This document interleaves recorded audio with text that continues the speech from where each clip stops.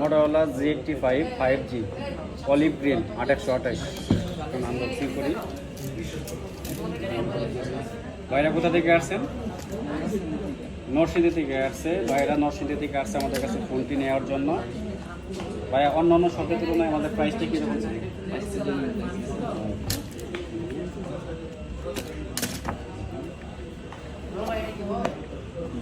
ভাইদের দেখাও, ভাইরা